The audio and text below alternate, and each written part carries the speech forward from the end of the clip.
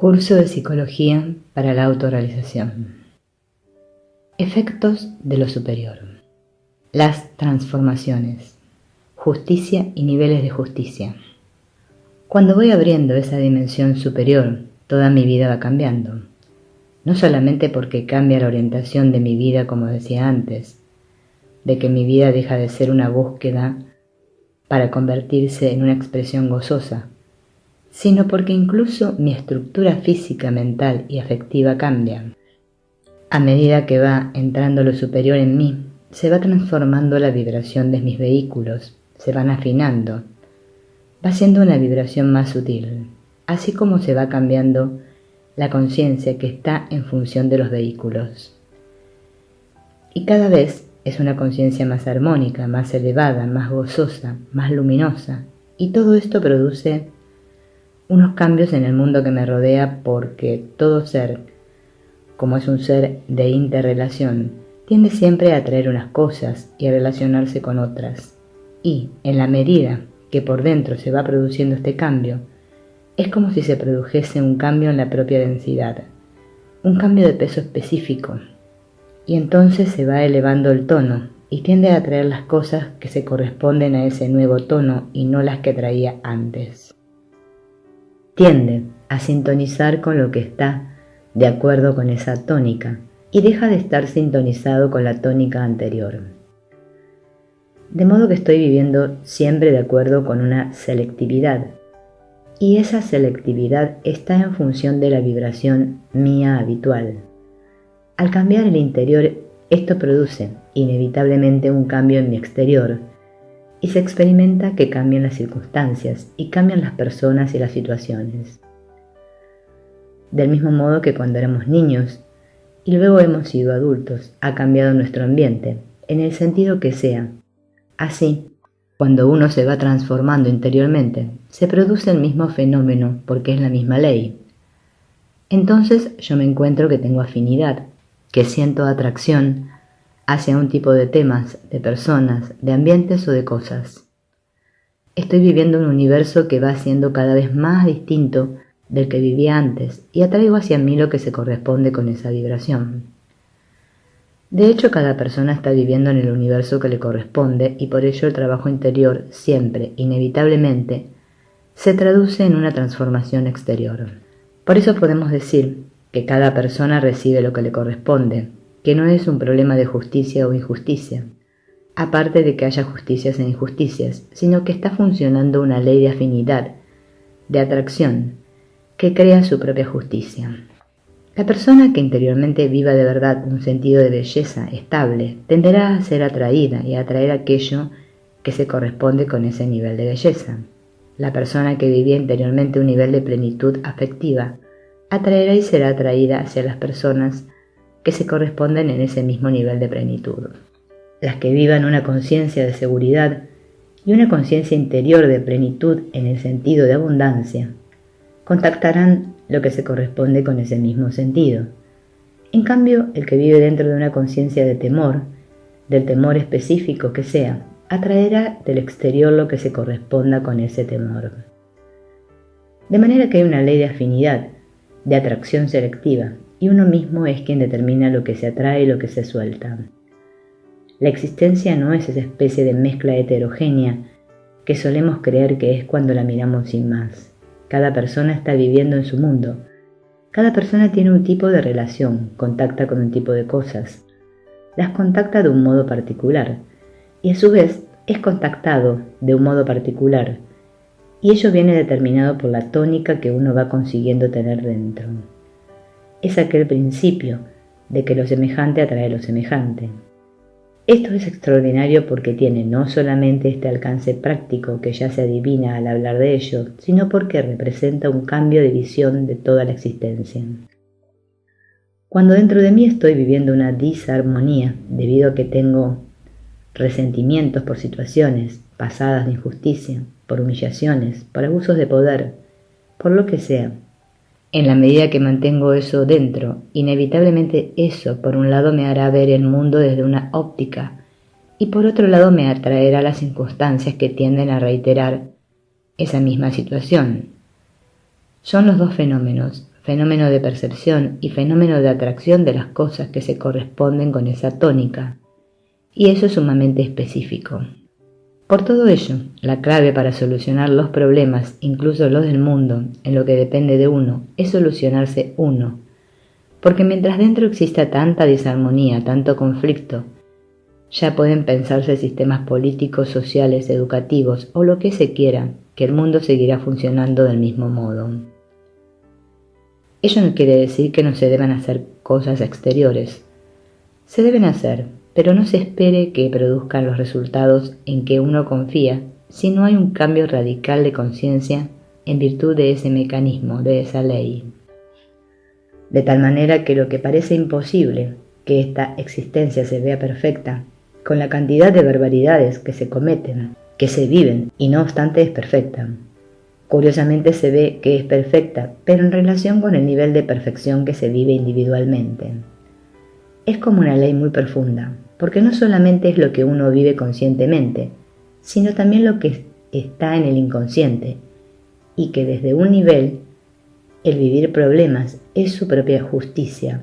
Es como si dijéramos la causa y el efecto inseparables porque son una sola cosa, el problema dentro y el problema fuera son un solo problema. Por otro lado, la armonía dentro y la armonía fuera también son inseparables, y cuando uno no se da cuenta de ello, solamente puede ver que es víctima de la injusticia, porque uno no ha hecho nada para merecer tal cosa, tal enfermedad, tal guerra o lo que sea.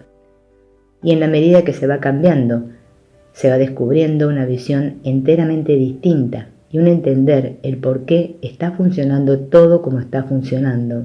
Y también se nota que hay una justicia inmanente que es inherente a la misma existencia y que en esa justicia cabe todo. Una cosa que, vista desde un nivel, es una barbaridad, desde otro nivel es lo natural. Pero esto, hasta que no se va cambiando, muchas veces parece inaceptable. Por ello, lo que es justicia en un nivel aparece como injusticia en otro nivel, lo mismo. Si tú vas por el campo o la selva, verás que allí el más astuto, o el más fuerte, o el más ligero, se come al que no lo es tanto. Eso mismo dentro del sistema ecológico, o como se dice ahora el ecosistema, es perfecto, porque es un medio para mantener la raza en un tono óptimo.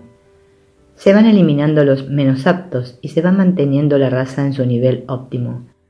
Y desde este punto de vista eso es justo y perfecto, pero en cambio desde un punto de vista humano en el que hay el sentimiento de respeto a la vida, de que los débiles tienen el mismo derecho a existir que los fuertes, entonces aparece la existencia en la selva como una crueldad constante e insoportable. Traslada esto a nivel humano. Hay personas que están viviendo interiormente dentro de este sistema de justicia totalmente egocentrado, o si quieres de la edad de piedra, en el que rige yo soy el más fuerte, yo me quedo con todo y los demás a obedecer. Dentro de este sistema, diríamos más primitivo, esto sigue siendo correcto en este nivel, pero cuando esto se vive desde un nivel en que se dice, no, cada cual tiene los mismos derechos básicamente y cada cual merece un respeto completo, entonces aquello aparece como una barbaridad, como una justicia constante. Cuando desde otro nivel intermedio se dice, no, cada cual merece según lo que es capaz de aportar, de contribuir, de colaborar al todo. Es otro modo de ver, y esto también tiene su propia justicia, pero visto desde una conciencia de unidad aparece como una barbaridad.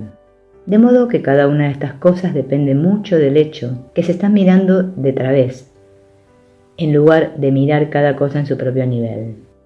En su propio nivel, cada cosa es completa y sigue sus propias leyes. Lo inadecuado aparece cuando desde un nivel miramos otro. Claro, que la evolución consiste en que cada vez podamos vivir todos desde un nivel más superior, que es más inclusivo, pero eso no quiere decir que relativamente hablando, en cada nivel persiste su propia justicia, su propia ley. Esto por lo menos da un vislumbre de que lo que aparece como injusticia en un sentido no lo es desde otro. Es delicado hablar de estos temas porque no está actuando solo la inteligencia, sino que está actuando toda la protesta interior, todo el sentimiento de injusticia. Por lo tanto hay que tener en cuenta esto. El error está en creer que existe una norma, una que es tan básica que se aplica a todo. Eso no existe. Lo que es el bien es aquello que tiende a desarrollar la realidad y la plenitud de cada ser. Esta es la definición, diríamos, básica de lo que es el bien, y por lo tanto de lo que es la moral, y todo lo que se opone al desarrollo y a la plenitud de uno y de los demás es el mal. Pero este concepto resulta que a la hora de vivirlo se vive de acuerdo con lo que cada uno vive como su bien. Entonces lo que es un principio que en un nivel se aplica de un modo, en otro nivel aparece de otro modo que se opone con el primero. El hecho de que venga un escorpión y te pegue un pinchazo y te ponga una mano o un pie hinchado te hará decir: ¿y qué le he hecho yo a este bicho? Y por lo tanto para ti es un acto de injusticia completo. Pongo el bicho para que no haya esos resortes emocionales que afectan tanto. Y no obstante el bicho ha hecho un acto perfecto y seguramente ganará su cielo gracias a este pinchazo que te ha dado. Se cuenta de un sabio en China, porque los sabios suelen estar siempre en China, que estaba al borde de un río y había un escorpión que resbaló, dio un patinazo y se cayó al agua. Entonces el sabio, como que además de ser tan sabio era muy bueno, cogió al escorpión y lo puso en la orilla y el escorpión le picó. Pero el bicho, que se ve que estaba ofuscado, en lugar de ir a la buena dirección, se equivoca y vuelve a caer al agua. Entonces el sabio, que seguía siendo sabio y bueno, coge otra vez al escorpión y lo saca y el bicho le vuelve a picar. Entonces, ya me dirás aquí, fíjate qué injusticia más grande de este bicho, porque después de que le salvan la vida, pica al otro y le deja hecho una lástima. Y no obstante el escorpión estaba cumpliendo su bien, su ley, y el sabio estaba cumpliendo la suya. En este ejemplo del contraste se trata de ver que la ley puede aparecer distinta y contradictoria cuando se mueve a niveles distintos, o sea, el escorpión cumplía su función natural, hacía su deber, era un buen escorpión, y el sabio a su vez era un buen sabio. Esto es lo que en otra escala diríamos suele ocurrir con frecuencia, de modo que no se puede medir al escorpión por el nivel del sabio, ni al sabio por el nivel del escorpión. Porque supongo que el escorpión debiera pensar: pues este sabio, qué tonto es, en lugar de atacarme me saca del agua. Desde un punto de vista individual, es lógico tratar de defenderse para sobrevivir. El problema es cuando este punto de vista individual entra en contraposición con el punto de vista del otro. Entonces es cuando vienen los problemas. Yo sé que si alguien me ataca he de defenderme, pero cuando me defiendo estoy yendo contra lo que el otro vive como su bien.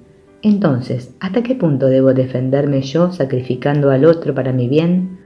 ¿O hasta qué punto debo sacrificarme yo para el bien del otro? Estoy poniendo ejemplos del problema de creer que solamente hay una moral, que solo hay una norma de moral básica que se aplica a todo. Existe un principio de moral, pero en la práctica, en la multiplicidad, esto parece como una contradicción.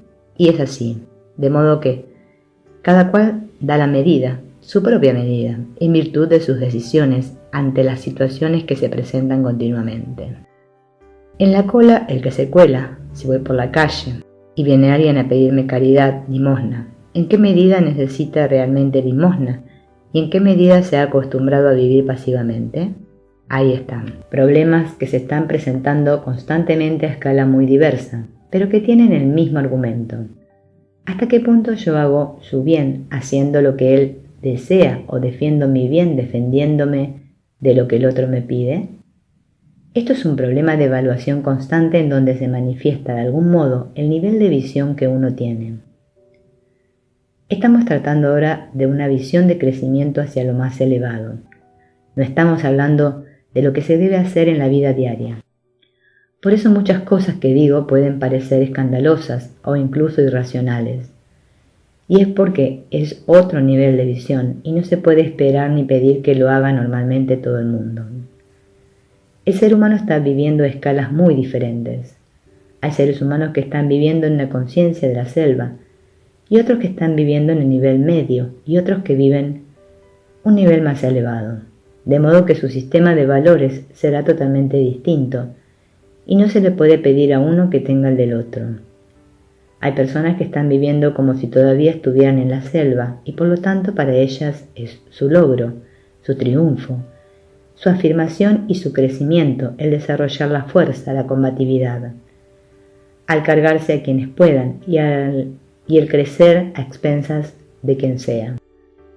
Y esto, para el que está viviendo un aspecto de justicia equitativa, es una barbaridad. Para este lo importante es que yo dé al otro en la medida que el otro me dé a mí lo mismo. Es un sentido de justicia equitativa. Pero esto, que parece tan bueno, visto desde otro nivel superior, también es bárbaro.